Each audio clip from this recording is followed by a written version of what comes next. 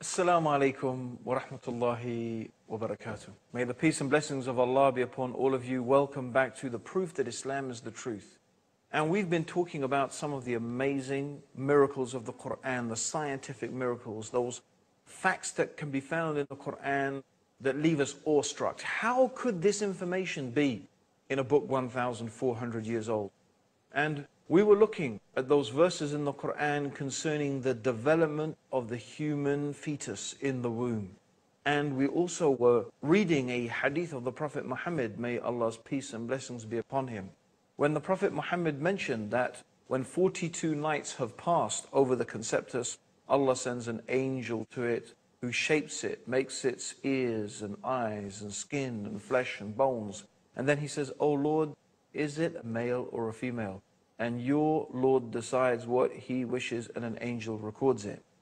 So it is at the 42nd day or just after the 40th day that it only then becomes identifiable. And this is a fact. This is a scientific fact.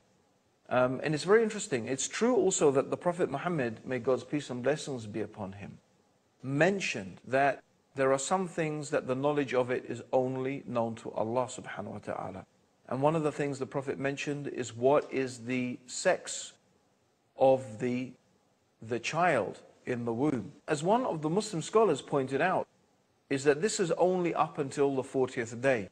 Because after the 40th day, according to this authentic hadith of the Prophet sallallahu alaihi wasallam, may God's peace and blessings be upon him, the angels know. The angel who is in the womb, shaping the conceptus, shaping the embryo, asks, is it a male or a female? And so from that time, of course, the angel knows. And if the angel knows, as the scholar pointed out, anyone can know. So this is also a truly amazing statement of scientific accuracy. And this is information that in reality we have only begun to discover recently. We also find that the hadith mentions the correct time for the recognizable growth of the features described, and the sex of the fetus can only definitely be determined after 42 days. Now, this piece of information was only known after the invention of powerful microscopes only decades ago. Now, I've only mentioned this subject of the developing human being in the Quran and the hadith of the Prophet Muhammad briefly. There is, of course, a vast amount of literature available if you would like to study this subject more, and it's very easily available on the internet. And indeed, Dr. Zakir Naik has produced a very nice book called Modern Science in the Light of the Quran and Sunnah. So you can get hold of that from the Islamic Research Foundation, insha'Allah, if you want to explore that area more. But what I thought I would do is mention a quote from Keith Moore, who is the professor and chairman of the Department of Anatomy from the University of Toronto in Canada. And Keith Moore is one of the acknowledged experts in the field of the developing human being in its embryonic form. And his book, The Developing Human, is and has been for many years a standard textbook in universities and colleges all over the world. It's been translated into numerous different languages, and he was shown some of the statements in the Quran and the hadith or sayings of the Prophet Muhammad concerning the development of the human embryo. And having studied them, he came to a conclusion. And this is what he said. Until the 19th century, nothing was known about the classification of the stages of human development. A system of staging human embryos was developed around the end of the 19th century, based upon alphabetical symbols. And during the 20th century, numerals were used to describe 23 stages of embryonic development.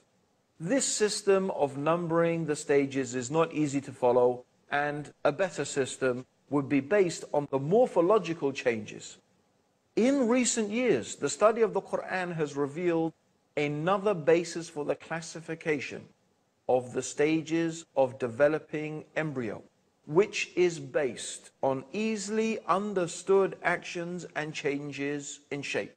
It utilizes terms that were used and sent by God to Prophet Muhammad by the angel Gabriel and recorded in the Quran. And he goes on to say, it is clear to me that these statements must have come to Muhammad from God, because almost all of this knowledge was not discovered until many centuries later.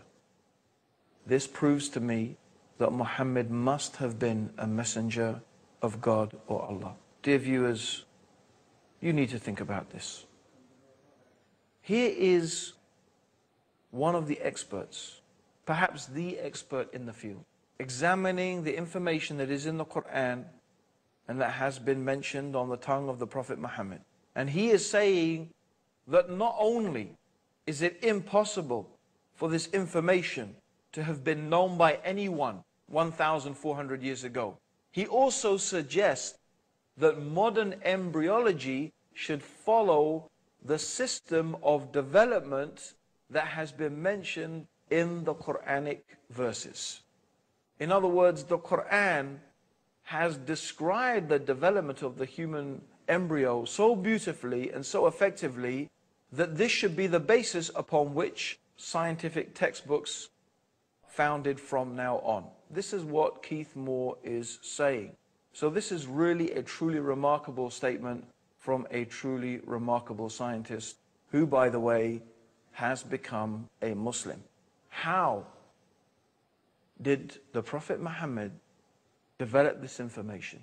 From where did a man living in the desert 1,400 years ago know? From where did he get the knowledge? This is the question that you have to ask. This is the question that you have to examine. The next thing we want to look at is the water cycle. The water cycle, that is the cycle of water where the sun heats the sea and causes evaporation, and from that evaporation we have clouds forming, and how the winds move those clouds, and from that rain falls. Now, the Quran accurately describes the water cycle and the origin of underground springs. And we're going to be talking about that after the break. So whatever you do, don't go away, because we have some more amazing facts for you in the proof that Islam is the truth.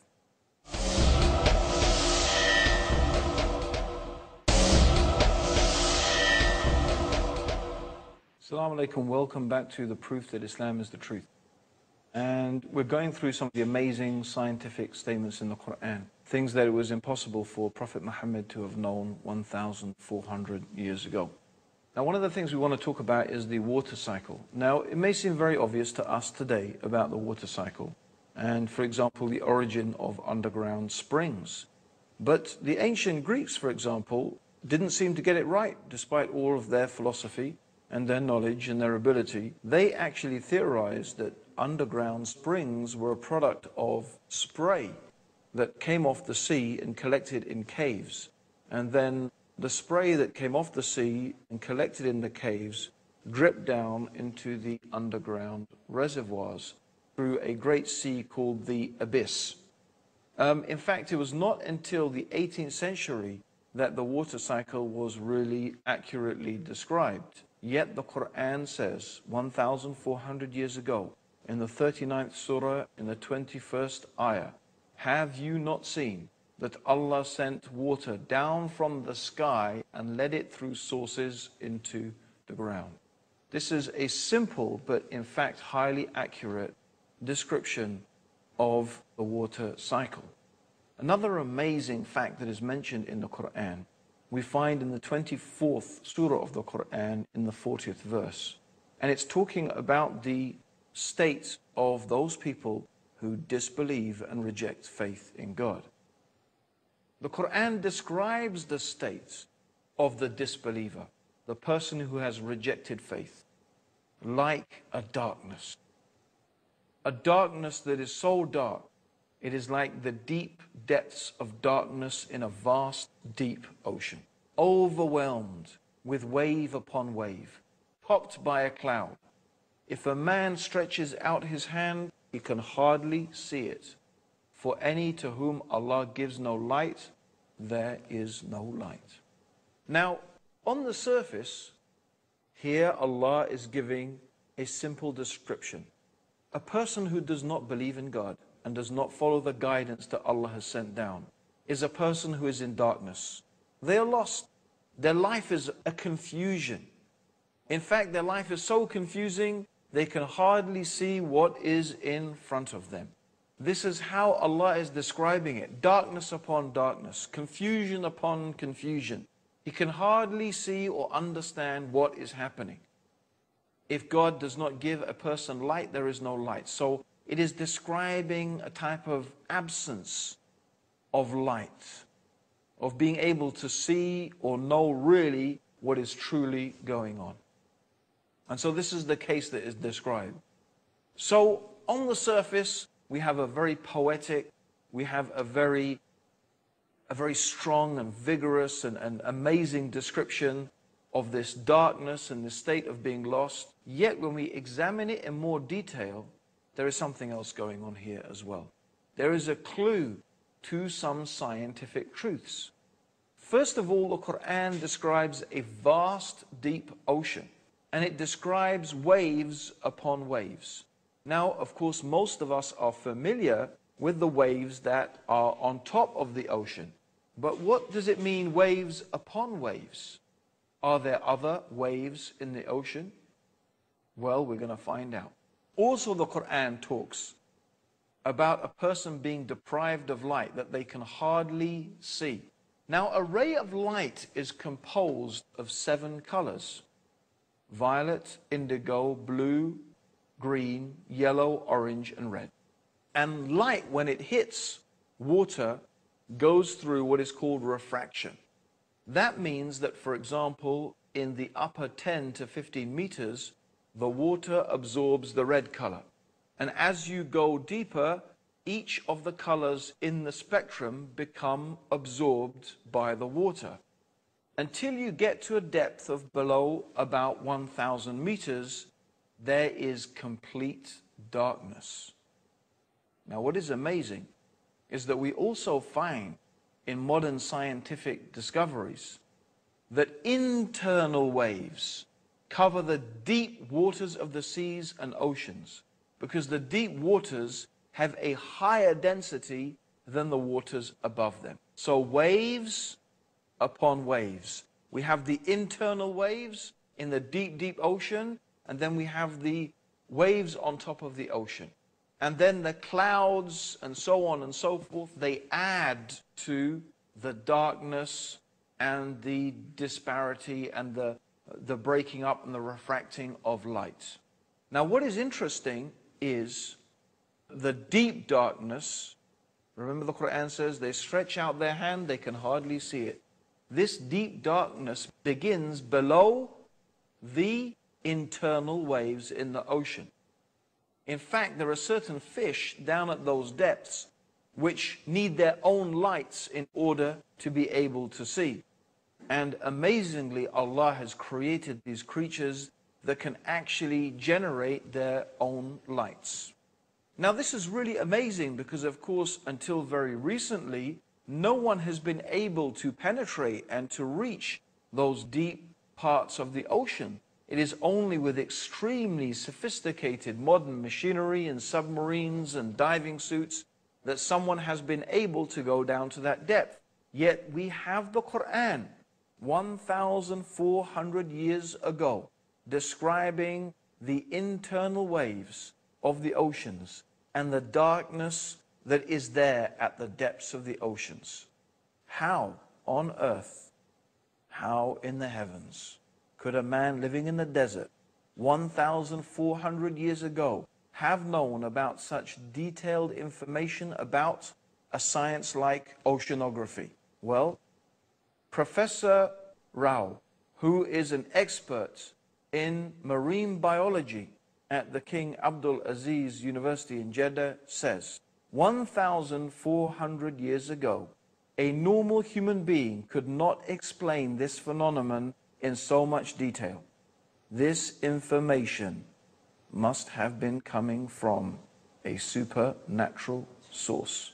My dear viewers, this even is not the end of the amazing scientific statements in the Quran.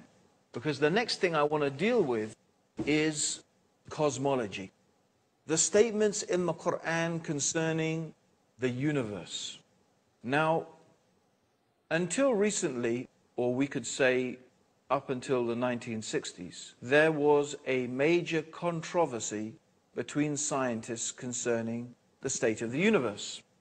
Now, some scientists believed and had begun to develop the idea that the universe was in a state of flux, that the universe was in fact expanding. And from this theory of the expanding universe also came another theory which is commonly known today as the Big Bang Theory. This is the idea that the universe had a common origin in a singularity, a dense, condensed type of matter. The universe was a infinitely small, we could say, part of dense matter. And this infinitely small, dense matter then exploded into what is the universe that we know today. Now, this was opposed by the static state theory. The static state theory, and this was very much preferred theory of atheists, that the universe was the way it was eternally in the past and will keep on being that way eternally in the future. And this was a theory that was really largely based, at least initially, and was believed in by Albert Einstein. And many people therefore followed on from that with this idea of the static state theory. And so this idea of the Big Bang Theory, which was, really held by Fred Hoyle, he was the person who supported this theory, and Lemaitre, who was opposing it with the idea of the Big Bang Theory. Now, evidence came to light that showed that variations in the light spectrum that were being emitted from galaxies and stars, which is called redshift, showed, in fact, that the universe is expanding. And it's amazing that this scientific fact that has now been confirmed, and it is agreed upon by almost unanimously all scientists in the field, that we live in an expanding universe. And the evidence very, very clearly and strongly suggests that. What does the Quran say? 1,400 years ago, before there were telescopes and all the means to discover this information, the Quran says in the 51st surah, in the 47th ayah, the heaven, we have built it with power and we are expanding it. Let's just repeat that again. The heaven, we have built it with power and we are expanding it. 1,400 years ago, the Quran is mentioning how the universe is expanding. The next most important observational evidence was the discovery of cosmic microwave background radiation in 1964 by a powerful telescope. And this had been predicted in the Big Bang Theory as a relic of the hot ionized plasma of the early universe when it first cooled sufficiently to form neutral hydrogen and allowed space to become transparent to light. And its discovery led to the general acceptance among physicists that the Big Bang is the best model for the origin and evolution of the universe. What does the Quran say in the 21st surah, in the 30th ayah? Have not those who disbelieved known that the heavens and the earth were joined together as one united piece, then we parted them, and we have made from water every living thing. Will they not then believe? The common origin of the universe, or the singularity that scientists believe today the universe originated from, and which led to the Big Bang. It is considered that the conditions of this singularity were so precise, it is almost inconceivable that it could be in that way, except that it has been made by an all-wise and powerful Creator. These are some of the amazing things that the Quran is telling us about the origin of our universe. The Quran also mentions that Allah turned to the heavens when it was dukhan. And the word dukhan in Arabic means smoke. This also accurately describes the hot, gaseous mass of the universe before the galaxies and the stars began to be formed. So here we have the Quran, 1,400 years ago, talking about the expanding universe, talking about the common origin of the universe, that the heavens and the earth were one, talking about the gaseous state, the smoke-like state of the early universe. This is in a book 1,400 years old, mentioning facts that scientists have only begun to discover today. And we have created from every living thing water.